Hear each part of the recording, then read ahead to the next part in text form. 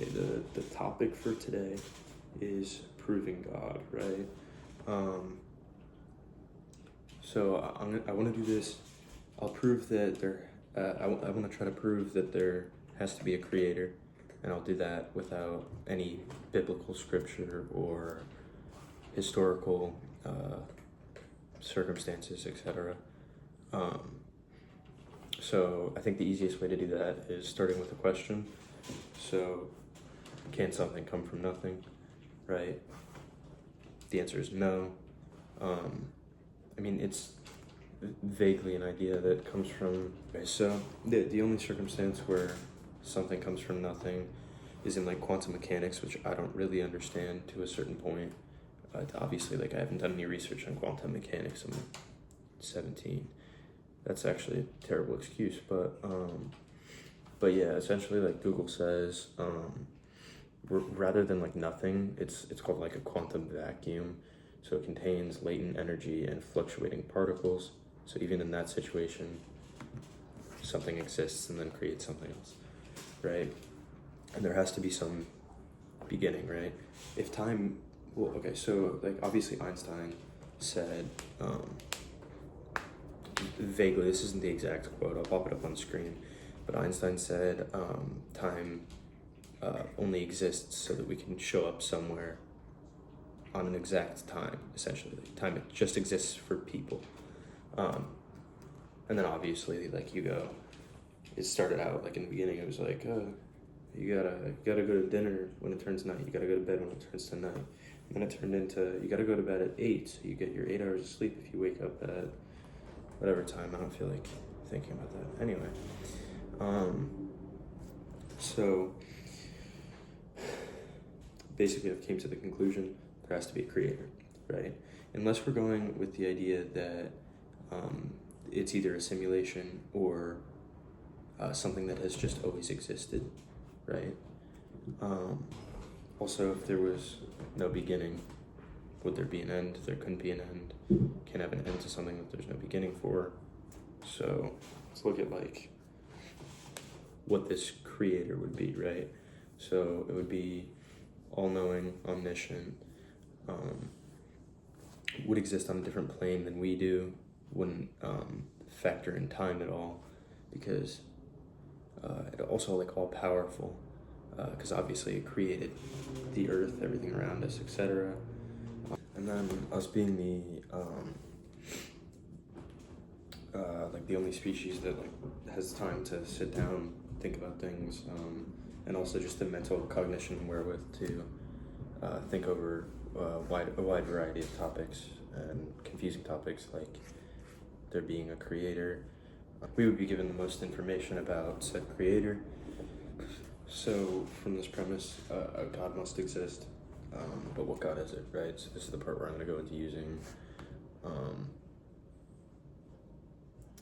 not really any scriptures necessarily, but just like the vague ideas of the Bible and historical circumstances.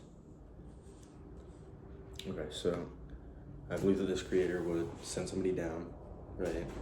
Who was, because obviously this creator cares about us, because if he didn't, why would we exist at all? Because he doesn't exist in time, so he would know all of the bad things that might happen, how we were going to act.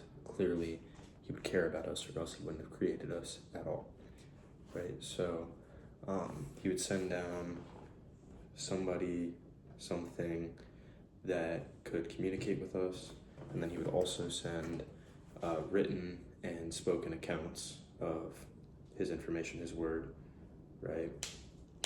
And that person would have to do something or multiple things that's very extreme to prove to people that's the God that we should believe in, and that we should do certain things for the moral good.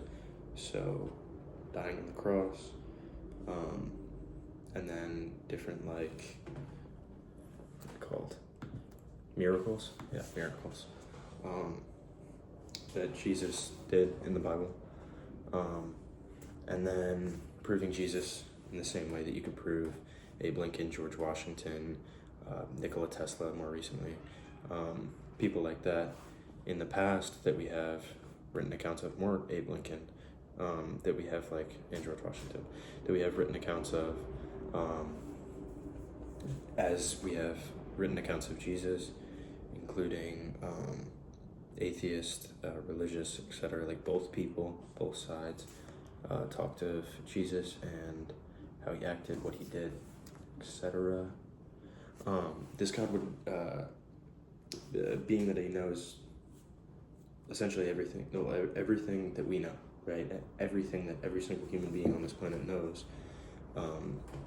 he knows how the world is going to end, if it's going to end. He knows how it began. He knows every single little thing. Revenge would be out the window. So he would be a very forgiving God, because I think that a lot of older people are a lot easier at forgiving, because they've just had time and they realize that people make mistakes, people are a product of their environment, etc. So he would give us some ability to be forgiven, right? So that's prayer. And then he would also give us, like, his doctrines, right? His rules of how he thinks that somebody could live their best life, in the same way that, like, Nicomachean ethics talks about how to live your best life, because it's just, if you care about people, you want people to live their best life, right? And then also you don't want other people to be harmed. And then it's like an example that I would use to prove why, like, the afterlife would exist is, if you make a table, right?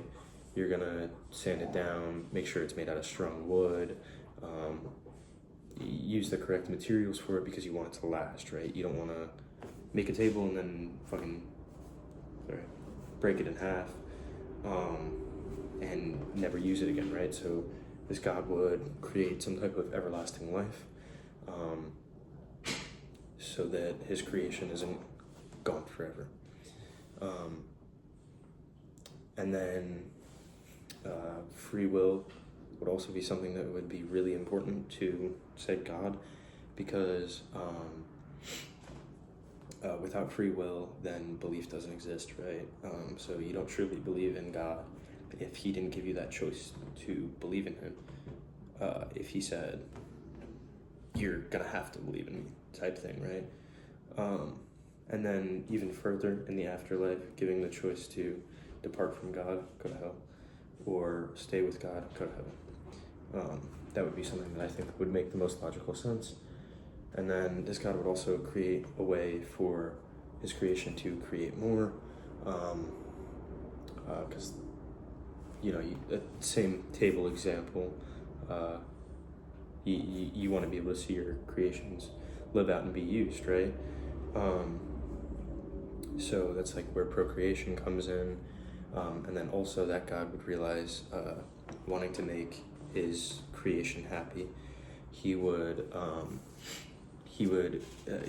know that being a father, being a mother, is one of the most fulfilling things you can possibly be. So he'd make that an option, right? And this God wouldn't just give you, okay, as an example, right? A lot of people say, like, in the Bible, like, they don't really talk about, like, space.